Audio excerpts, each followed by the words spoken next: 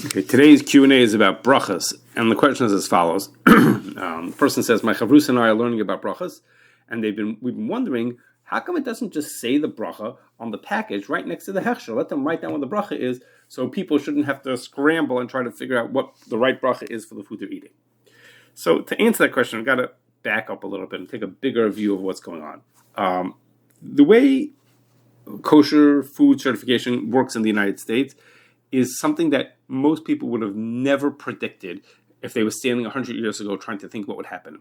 Think about it. There are thousands of companies, some of the biggest companies in the world, who pay money, follow all types of guidelines, and make lots of efforts to make sure food is kosher. And then, not only that, they then put a logo on the package to show everybody that it meets this standard that they followed. And all that means, because of that, all people who keep kosher can go to any supermarket in the country and find lots and lots of foods that are kosher and good enough for them that they should know that they're allowed to eat them. Now, most of these manufacturers are not doing this because they believe in Kashrus and want to serve their Jewish community. No, that's not. We know that's not what's going on. It just they sell more products that way.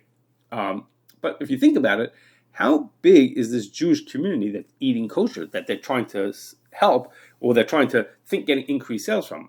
Probably less than 1% of all people in America eat kosher, specifically want to eat kosher because they're Jewish and they believe in eating, that this is what is required. So the truth is that might not be enough to justify all these companies getting hashgacha. But what's happened is that with time, kosher certification has become more than just serving this core market. Other people use the logos to tell them it meets a cultural or personal sensitivity, like if they're vegan or dairy-free, or that's one reason why they put it on there. Or one manufacturer does it just because the competition is doing it and it's a matter of keeping up with them. So all of these things come together to the point where we are today, where there's loads and loads of food that has hashgacha, and it's really great for people who keep kosher. But we have to always remember that this is basically what we call a symbiotic relationship. We give hashgacha, which helps companies sell more products, and they provide kosher food, which helps Jewish consumers have kosher food wherever they want to. And that works very well together. But it's not a relationship that we take for granted. In fact, in most of the world, it doesn't exist. Most of the world, there is, except for in Eretz Yisrael, and of course, and in America, there aren't logos on on so many packages in the regular supermarket. So because of that, we keep this in mind, that how this works together for both sides, and we think twice before we ever impose some requirements on a company that they don't really have to do. So if something is required to make the food kosher, so we can't negotiate about that. Then it's obvious. If it makes the food kosher, then they have to do it. But once the food is kosher, we avoid making other kinds of requests or demands that would benefit consumers.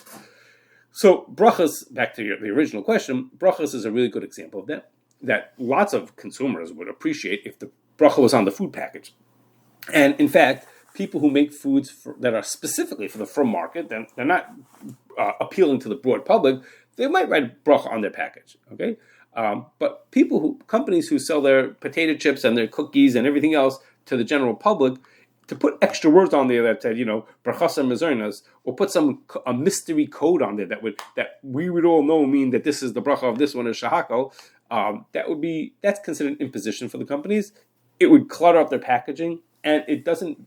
99% of the people who buy this product, it has no benefit to those people. So we don't even ask them for that. Won't even ask them for that, knowing that it's beyond what we need to make the food kosher, and therefore we leave things as the way they are. Now, at the same time, most hashgachas are pretty sensitive that certain foods, it's not so clear what the bracha is.